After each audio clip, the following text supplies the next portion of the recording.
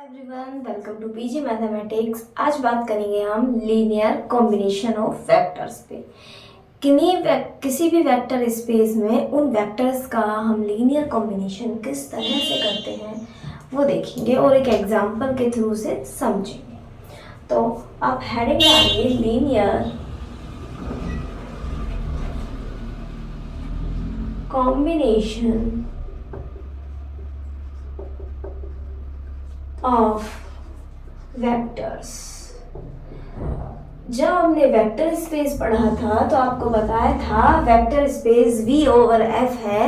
तो जो V होता है, V के जो एलिमेंट्स होते हैं, सेट V के एलिमेंट्स वेक्टर्स कहलाते हैं और सेट F के एलिमेंट्स है ना, वो कहलाते थे हमारे स्केलर्स। तो जो V के एलिमेंट्स हैं वो है वेक्टर्स और उन्हीं का लीनियर कॉम्बिनेशन हमें चेक करना है, वो ही देखना है कि किस तरह से हम लीनियर कॉम्बिनेशन करते हैं।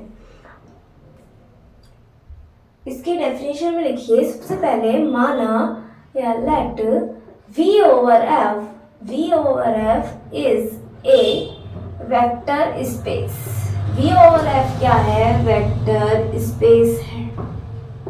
ठीक है, V ओवर F एक वेक्टर स्पेस है जहाँ पे F के एलिमेंट्स होते हैं वो हमारे स्केलर्स एंड जो V के एलिमेंट्स होते हैं वो हमारे क्या होते हैं वेक्टर्स।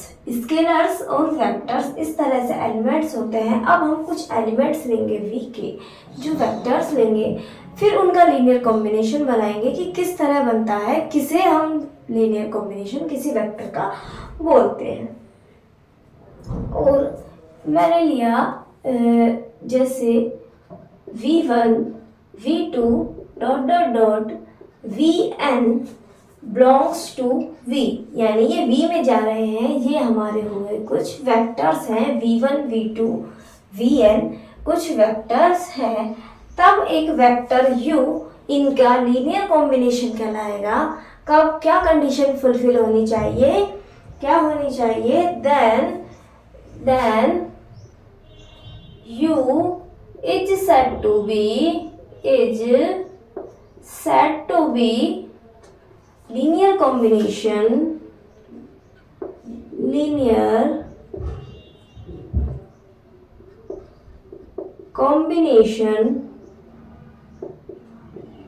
of V1 V2, यानी इन सम वेक्टर्स का लीनियर कॉम्बिनेशन कहलाता है if there exist some scalars. किस तरह से? कितने स्केलर मिलने चाहिए? देयर एग्जिस्ट सम स्केलर्स कौन से? ये Vn है ना, तो A1 A2 और An स्केलर्स मिलने चाहिए हमें। V1 V2 Vn के लिए हमें स्केलर्स मिलने चाहिए। और किस तरह से फिर वो हमारे अरेंज होंगे? और ये स्केलर्स मिलेंगे कहाँ? जब V ओवर F पे बात करें तो स्केलर्स मिलेंगे हमें F में। एक सेकेंड,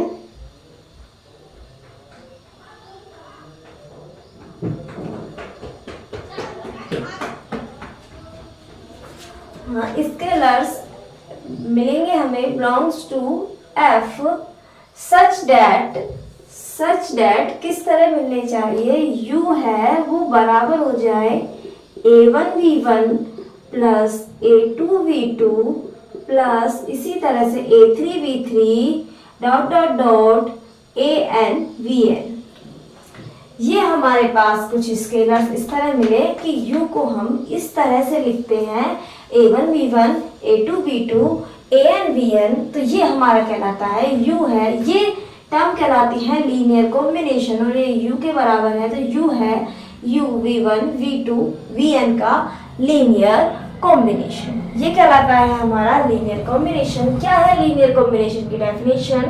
VF हमारे पास एक वेक्टर स्पेस है, कुछ हमने वेक्टर्स लिए n वेक्टर्स लिए हैं, तो U को लीनियर कॉम्बिनेशन कहेंगे इन वेक्टर्स का जो V में है। यदि हमें n इसे स्केलर्स मिल गए f में से। कहाँ से? f में से। किस तरह? यदि u हमारा हो जाए a1 v1 a2 v2 dot dot dot an vn। इसी कॉन्सेप्ट का यूज करते हुए हम देखेंगे कि कौन हमसे पूछेगा linear dependent and linear independent. फिर हम इन स्केलर्स की वैल्यू के बेस पे बोलेंगे ये वाले वेक्टर्स हैं जो हमने वेक्टर्स लिए हैं, ये Li है या Ld, लीनियर इंडिपेंडेंट है या डिपेंडेंट। आगे वो भी पढ़ेंगे। अभी आप लीनियर कॉम्बिनेशन की डेफिनेशन है, ये डेफिनेशन देखिए। और हमने वेक्टर स्पेस पढ़ लिया है। वेक्टर स्पेस पढ़ाया था जब मैंने बताया था आपको कि किस तरह से कौन से वेक्टर्स होते हैं, कौन से स्केलर्स होते हैं। ये हमारा आ गया कि इस तरह लिखा है, तो ये हो गया हमारा लीनियर कॉम्बिनेशन। Linear combination. फिर एक एग्जाम्पल के थ्रू इसे समझेंगे। एक एग्जाम्पल के थ्रू हम इसे समझेंगे। एग्जाम्पल है, हमसे पूछ रहा है इज u बराबर लिख लेती हूँ मैं एग्जाम्पल। u बराबर 1 -2 5 1 -2 5 is a linear combination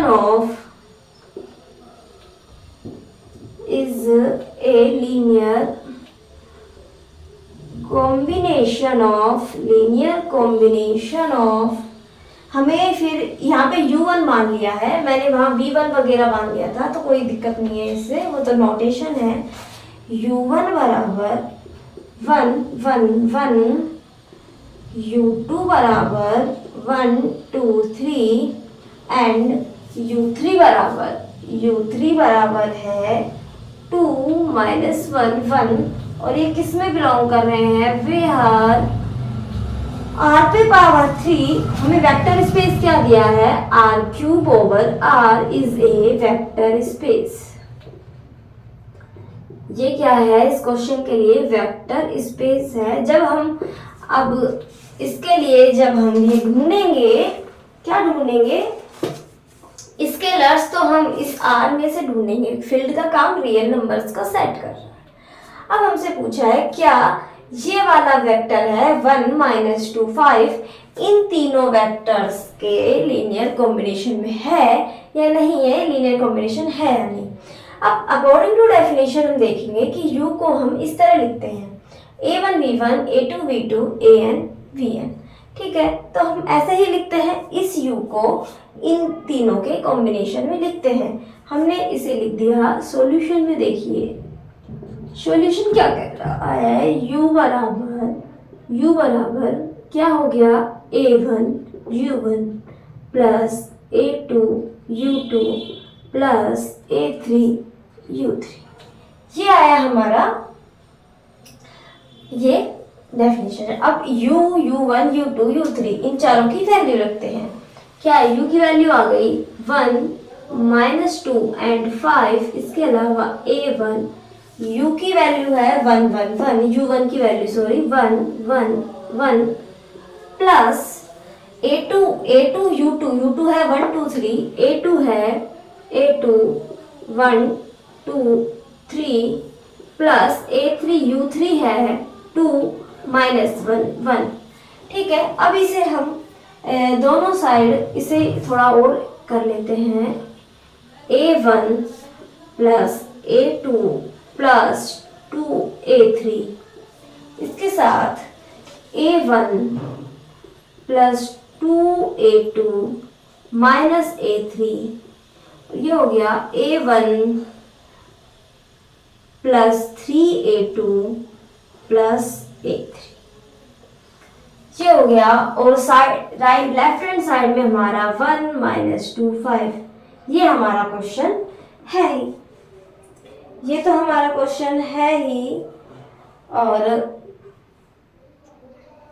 अब हम क्या करेंगे? Left hand side and right hand side के कंपैरिजन से, LHS और RHS के कंपैरिजन से हम 3 इक्वेशंस मिलेंगी। हमें 3 इक्वेशंस मिलेगी, तो किस तरह करेंगे? और हमें मिल गई अब 3 इक्वेशंस। फिर उन 3 इक्वेशंस को हम सोल्व करेंगे और a1, a2, a3 की वैल्यूज निकालेंगे। यदि हमें a1, a2, a3 की वैल्यूज हमारे फील्ड, यहाँ पे फील्ड क्या है r, इसमें मिल जाती है तो हम कह देंगे कि जो हमारा ये वेक्टर है ये इन तीनों का लीनियर कॉम्बिनेशन है, वरना लीनियर कॉम्बिनेशन नहीं है। तो इस वाले से क्या आया, कंपैरिजन पे 1 बराबर a1 plus a2 plus 2a3 आया। a1 plus a2 plus 2a3। Second -2 बराबर इतना, -2 बराबर क्या है, a1 plus 2a2 minus a3। And 5 किसके बराबर है, a1 plus 3a2 plus a3। ये आई हमारी 3 इक्वेशंस। अब हमें a1, a2 और a3 की वैल्यूज निकालनी है। एक तरीका तो ये है कि हम जो बचपन से करते आ रहे हैं वहां से हम सोल्व करें, और दूसरा हमने linear system of linear equation पढ़ी थी, वहां से हम इन तीनों इक्वेशंस को सोल्व करें और निकालें। सिस्टम ऑफ लीनियर इक्वेशंस की प्लेलिस्ट के लिंक मैं आपको इसके डिस्क्रिप्शन में दे दूंगी या कमेंट्स बॉक्स में मिल जाएगी आपको, तो बाकी आप वहां से देखना हम किस तरह इन तीनों को सोल्व करेंगे। हम ऑगमेंटेड मैट्रिक्स के हेल्प से इसे सोल्व करते हैं। ऑगमेंटेड मैट्रिक्स बनाते हैं हम ए बी।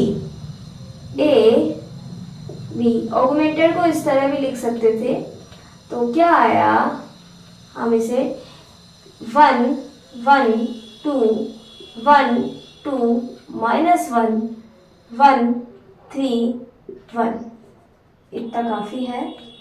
और ये हो गया 1 -2 5। इस एग्जाम्पल के बाद अब आपको इतना सोल्व करने की जरूरत नहीं होगी। ये देखने के बाद आप समझ जाएं कि ऑगमेंटेड मैट्रिक्स को सोल्व करना है तो हम किस तरह करेंगे। ये जो वेक्टर्स दिए हैं, ये वाले जो वेक्टर्स दिए हैं इन्हें इस तरह लिखो। तीनों जो वेक्टर्स जिनके लीनियर कॉम्बिनेशन में पूछा है उन्हें यहाँ डायरेक्ट लिखो, डायरेक्ट पुट करो, और जिस वेक्टर के बारे में पूछा है उसे बी की जगह पुट करो, तो हमारा डायरेक्ट ये आ जाएगा। हमें इतनी कैलकुलेशन करने की जरूरत नहीं है हमारे ऑब्जेक्टिव एग्जाम के लिए, ठीक है। तो आपको इससे ज्यादा ये मेहनत करने की जरूरत नहीं पड़ेगी, आप डायरेक्ट लिख सकेंगे इस एग्जाम्पल के बाद। मैंने आपको प्रोसेस बता दिया है कैसे क्या बन रहा है।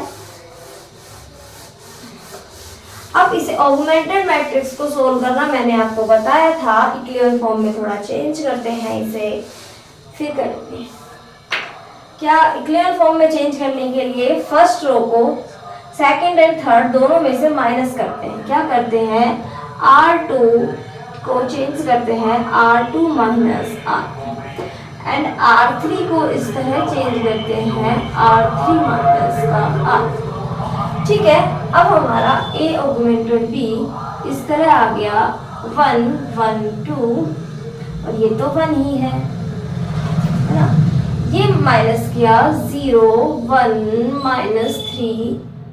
-3 ये हो गया 0 2 एंड -1 एंड दिस इज 4, ये आ गया।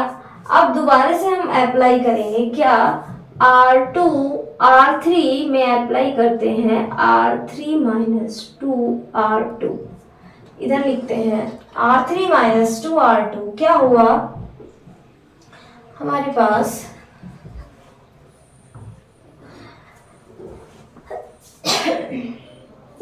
हमने किया 1 1 2 1, और सेकंड भी सेम आ जाएंगी। अब क्या, ये तो 0 2 -2 0 -1 और माइनस माइनस का +6 यानी 5 एंड 4 +6 10, ये हमारी आ गई यहाँ से इक्वेशन। अब ये लास्ट हमारा ये मैट्रिक्स है इक्लियन फॉर्म में चेंज हो गया ऑगमेंटेड मैट्रिक्स। अब यहाँ से हम A1, A2, A3 की वैल्यूज आसानी से निकाल पाएंगे। किस तरह निकालेंगे? थर्ड से स्टार्ट करेंगे। थर्ड से क्या हुआ? 5A3 बराबर 10, A3 की वैल्यू आ गई 2। इस वाली इक्वेशन लास्ट रो से 5A3 बराबर 10, A3 की वैल्यू 2 आ गई। एंड फिर सेकेंड रो यूज करते हैं A2 माइनस 3A3 बराबर -3, A2 बराबर -3 प्लस 3A3 की वैल्यू 2 यानी 6 माइनस 3 इज 3। एंड फिर फर्स्ट रो करते हैं A1 plus A2 plus 2A3 बराबर 1 एंड A1 की वैल्यू हो गई 1 माइनस 2A3 माइनस का A2 बराबर 1 माइनस 2 इंटू 2 4 माइनस का ये 3A2 की वैल्यू और ये आ गई हमारे पास -6। अब A1, A2, A3 की वैल्यूज आ गई है। A1, A2, A3 की वैल्यू है -6, 3 एंड 2। A1 की वैल्यू आई -6, A2 की वैल्यू आई 3 एंड A3 की वैल्यू आई 2। ये हमारे पास वैल्यूज आ गई और तीनों वैल्यूज हमारे क्वेश्चन में फील्ड क्या दिया था? रियल नंबर्स का सेट। तो ये तीनों जब इक्वेशंस अब वैल्यूज आई हैं, तीनों फील्ड में है, तो हम कह पाएंगे जो हमारा u वेक्टर था, ये था ना u 1 - 2 5, इन तीनों वेक्टर्स के लीनियर कॉम्बिनेशन में है या लीनियर कॉम्बिनेशन से बना है। u इनका लीनियर कॉम्बिनेशन है। तो उस क्वेश्चन का आंसर हो गया यस पे, क्योंकि उसने पूछा था is vector u is linear combination of 3 vectors where vector space is r³/r। तो हम वहां से कहेंगे कि ये हमारा हो गया लीनियर कॉम्बिनेशन। तो इसके बाद हम लीनियर स्पान नेक्स्ट लेक्चर में करेंगे। आज के लिए इतना ही रखते हैं। लीनियर कॉम्बिनेशन को अच्छे से पढ़िए। लीनियर स्पान के बाद हम LI और LD के एक इम्पॉर्टेंट कॉन्सेप्ट पे आएंगे, जहाँ से क्वेश्चन 101% एग्जाम में आता है। Okay, thank you.